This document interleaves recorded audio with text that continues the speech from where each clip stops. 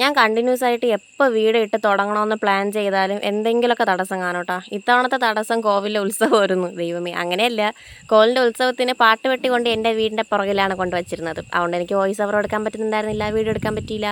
Okay, ഇതിപ്പോൾ ഉത്സവമൊക്കെ കഴിഞ്ഞു. ഇതിപ്പം ഞാൻ വാഴ 2 കാണാൻ വേണ്ടി പോവാണ് കേട്ടോ. ഇതിപ്പോൾ ഓൾറെഡി ബുക്ക് ചെയ്തിട്ട് ഏകദേശം 2-3 ദിവസമായി കേട്ടോ. ഞാൻ വെയിറ്റ് ചെയ്തിരിക്കുകയാണ് കാണാൻ വേണ്ടിയിട്ട്. ഇതിപ്പം ഞാൻ വന്ന് പറയണം, എനിക്ക് ഫ്രീ ഹെയർ ആണ് ഇഷ്ടം, പക്ഷേ എന്നെക്കൊണ്ട് അത് പറ്റണില്ല. ഞാൻ എന്തെങ്കിലും ലാസ്റ്റ് ഫ്രീ ഹെയർ ആയിട്ട് ഇടണമെന്ന് വിചാരിക്കും, ലാസ്റ്റ് ഇതായിരിക്കും അവസ്ഥ.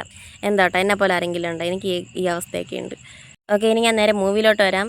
ഞാൻ സാധാരണ അത്യാവശ്യം നല്ല കിടുള്ള സിനിമകളൊക്കെ റിലീസ് ആവണ സമയത്ത് ആദ്യത്തെ 1-2 ദിവസത്തിൽ പോയി കാണാൻ മാക്സിമം ശ്രമിക്കും.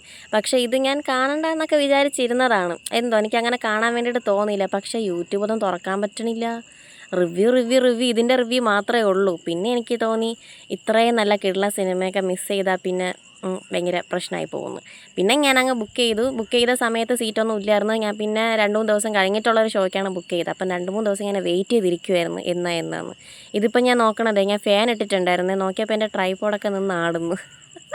അതാ ഞാൻ ഇങ്ങനെ ഒന്ന് നോക്കിക്കൊണ്ടിരുന്നത്. ഇത് ഞാനായതുകൊണ്ട് വെറുതെ പറയലത്. ഇപ്പം ഈ കാണിക്കുന്നുണ്ടല്ലോ, വെറു ഷോയാണ്. വെറു ഷോ എന്ന് വെച്ചാൽ പട്ടി ഷോയാണ്. കാരണം ഇത് എന്തിനാണെന്ന് പോലും എനിക്കറിഞ്ഞൂടാ. ഇതെന്തിനാണ് ഉപയോഗിക്കണമെന്ന് പോലും എനിക്കറിഞ്ഞൂടാ. ഞാൻ നോക്കുമ്പോഴത്തേക്ക് എല്ലാ യൂട്യൂബേഴ്സ് ഇതൊക്കെ വരച്ച് കാണാൻ കണ്ടിട്ടുണ്ട്. അപ്പം ഞാനും വിചാരിച്ച് ഞാനങ്ങ് വരയ്ക്കാമെന്ന്.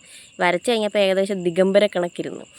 ഇത് മേക്കപ്പ് ചെയ്തിട്ടൊന്നും കാര്യമില്ല കേട്ടോ. ഞാൻ പോണ വഴിക്കൊക്കെ ഒടുക്കത്തെ ബ്ലോക്കായിരുന്നു. 1-2 സൈഡിൽ കൂടെ ഒന്നും പോലീസ് വിടാൻ സമ്മതിച്ചില്ല. അങ്ങനെ ലാസ്റ്റ് നമ്മൾ പോയപ്പോൾ വേർത്ത് കുളിച്ചാണ് തിയേറ്ററിലെത്തിയത്. പിന്നെ സിനിമ കാണാനല്ലേ പോയത്, ഷോ ഓഫിനല്ലല്ലോ. എങ്ങനെയെങ്കിലുമൊക്കെ കണ്ടിട്ടിങ്ങ് വന്ന്. പിന്നെ ഈ ലിപ്പ് ലൈനർ ഞാൻ എല്ലാം യൂട്യൂബ് വീഡിയോ ഒക്കെ നോക്കിയിട്ടാണ് ഓരോന്ന് ചെയ്യണേ.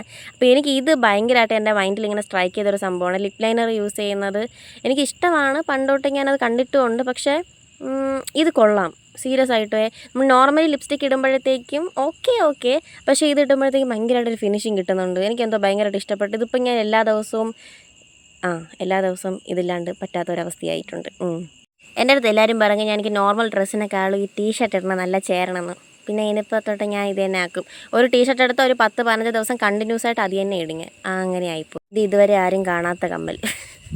എപ്പോഴും ഞാൻ വീഡിയോയിൽ ഇത് തന്നെയാണല്ലേ കാണിക്കുന്നത്. ഇത് ഞാൻ ഭയങ്കര എന്തോ സംഭവം കാണിച്ച് ഞാൻ വാച്ച് എടുത്തിടുവാണ്. ഞാൻ നോക്കിയപ്പോഴത്തേക്ക് അതിൽ ചാർജ് ഇല്ല. പിന്നെ നോക്കിയപ്പോൾ ആരും നോക്കത്തില്ലല്ലോ എന്ന് കരുതി ഞാനങ്ങ് എടുത്തിട്ട്. ഇതോടെ യൂണിവേഴ്സൽ കോഡാണ്. ഞാൻ ഇതിങ്ങനെ ഇട്ടുകൊണ്ടിരുന്ന സമയത്ത് അമ്മ ഒരു വിളിച്ചു. ഞാൻ എന്തമ്മാന്ന് തിരിച്ച് വിളിച്ചപ്പോഴത്തേക്ക് അനക്കം ഇല്ല. ഒരു വിളിച്ചിട്ട് പോയി. ഞാൻ ഈ വീഡിയോയിലൊക്കെ കാണാൻ എന്ത് റിലേറ്റ് ചെയ്യാൻ പറ്റുന്ന കാര്യങ്ങളാണ് കേട്ടോ. വട്ടി തന്നെ. ഓക്കെ, അപ്പോൾ അത്രയേ ഉള്ളൂ. എൻ്റെ മേക്കപ്പും കാര്യങ്ങളൊക്കെ കഴിഞ്ഞ കൊള്ളാമല്ലേ, സുന്ദരി. ആരും പറയില്ലെങ്കിൽ ഞാൻ തന്നെ പറയും. ഓക്കെ, ഇനി അടുത്ത വെറുപ്പിക്കലുമായിട്ട് നാളെയോ മറ്റന്നേ വരാം. ടാറ്റാ.